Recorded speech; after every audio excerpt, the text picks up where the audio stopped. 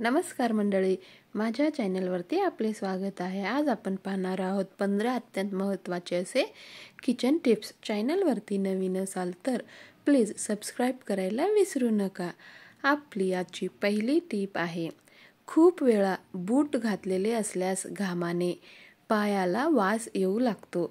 हा घाणेरडा वास जर दूर करायचा असेल तर त्यासाठी चहाचे पाणी तयार करावे व या पाण्यामध्ये थोडा वेळासाठी पाय बुडवून ठेवावे। या उपायाने आपल्या पायाची दुर्गंधी ही त्वरित दूर होते। आपणास या व्हिडिओमधील कुठली टिप आवडली आहे कमेंट करून नक्कीच सांगा। व्हिडिओ थोडासाही आवडला असेल तर लाईक करायला विसरू नका। आपली पुढची टिप आहे, जर तुमचे पोट दुखत असेल तर दुधाचा चहा न घेता त्याऐवजी ग्रीन टी मध्ये थोडेसे अद्रक घालून ते प्यावे। यामुळे आपल्या पोटदुखीमध्ये आपणास आराम मिळतो, पोटदुखी त्वरित कमी होते। आपली पुढची टिप आहे, इंजेक्शन घेतल्यानंतर बऱ्याचदा खूप त्रास होत असतो, म्हणून हा त्रास कमी व्हावा यासाठी इंजेक्शन घेतलेल्या जागेवर भिजवलेली टी बॅग थोडा वेळ ठेवावा। अशा प्रकारे तुम्ही टी बॅग ठेवला तर तुम्हाला लवकर आराम मिळतो। आपण कोठून पाहत आहात कमेंट बॉक्समध्ये नक्कीच सांगा। पुढची टिप आहे, तोंड येण्यामुळे जिभेवर लाल पिवळे फोड येतात, त्यामुळे आपणास तिखट अजिबात जिभेला लागू देत नाहीत। जीभ लाल भडक होते, यासाठी 2 दिवस आहारामध्ये फक्त द्रव पदार्थांचे सेवन करावे। फळाचे रस, दूध, ताक यासारखे पातळ पदार्थ घ्यावे।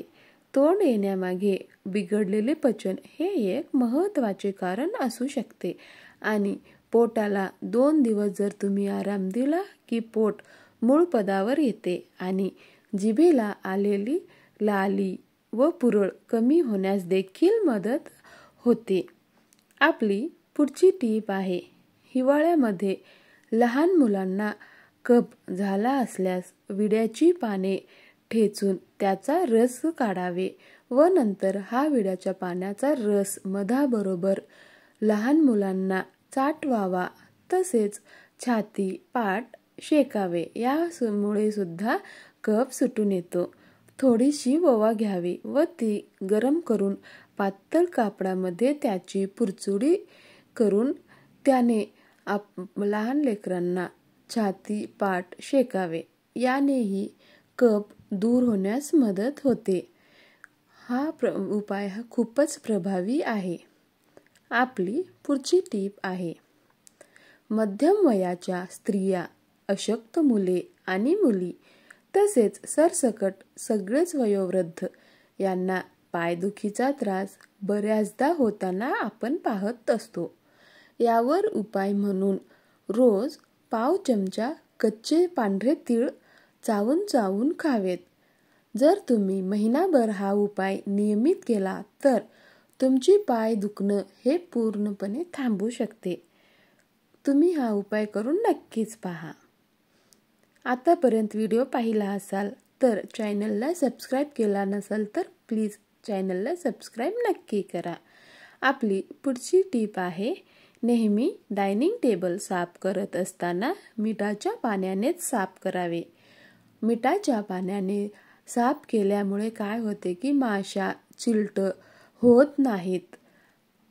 आपली पुढची टिप आहे, घसा जर खूप दुखत असेल तर दूध, हळद व साखरेचे गरमागरम मिश्रण पिल्याने घसादुखीमध्ये आराम मिळत असतो।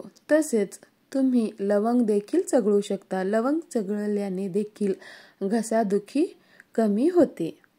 आपली पुढची टिप आहे, रोज रोज ब्रश करण्यापूर्वी 1 ग्लास कोमट पाण्यामध्ये अर्धे लिंबू पिळून घ्यावे व ते पाणी एकदम न पिता घोट घोट करून प्यावे।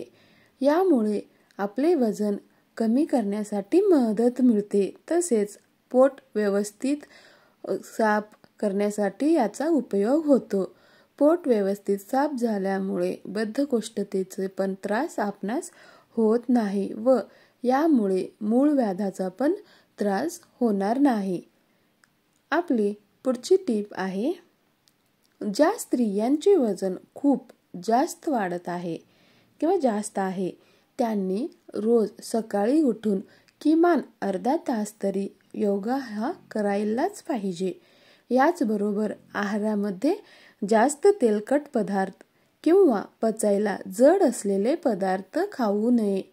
यामुळे आपले वजन तर कमी होतेच, शिवाय त्याचबरोबर आपले सौंदर्य देखील वाढते। महिलांना प्रत्येकांना आपले सौंदर्य वाढावे असे वाटतच असते, तर हा उपाय तुम्ही नक्की करा। आपली पुढची टीप आहे, जेव्हा आपण वर्षभराचे तिखट करत असतो तेव्हा मिरच्या चांगल्या उन्हात कडक वाळवून घ्यावे व तेलाचा हात लावून नंतर त्याची मिरची पूड तयार करावी। असे केल्याने मिरच्याचा लालपणा व तिखटपणा तसाच राहतो। त्याचप्रमाणे तुम्ही मसाला जर करत असाल तर ते पण या पद्धतीचा वापर करूनच करावे, म्हणजेच मसाल्याला लागणारे सर्व जिन्नस एकत्र करून उन्हात छान कडक वाळवून घ्यावे व नंतरच मसाला बनवावा। यामुळे आपला मसाला हा छान बनतो। व्हिडिओमधील कुठलीही एक टीप आवडली असेल तर प्लीज लाईक करायला विसरू नका। तसेच आपणाकडेही काही टिप्स असतील तर कॉमेंट बॉक्समध्ये नक्की शेअर करा। आपली पुढची टीप आहे, गहू दळायला देत असताना त्यामध्ये 1 चमचा मेथीचे दाणे आणि अळशीच्या बिया भाजून टाकाव्यात। यामुळे हाडाचे दुखणे, मधुमेह किंवा हाय कोलेस्ट्रॉल असेल तर यासारख्या आजारामध्ये आपणास मदत मिळत असते। आपली पुढची टीप आहे, जर आपणास आठवडाभर किंवा त्यापेक्षा जास्त काळ लिंबू ताजे ठेवायचे असेल तर लिंबावरती नारळाच्या तेलाचे लेयर्स लावून फ्रीजमध्ये छान ठेवावे व जेव्हा जेव्हा लिंबू वापरायचे असेल वापरते वेळी फ्रीजमधून काढून अर्धा तास कोमट पाण्यामध्ये घालून ठेवावे, नंतर चिरावे।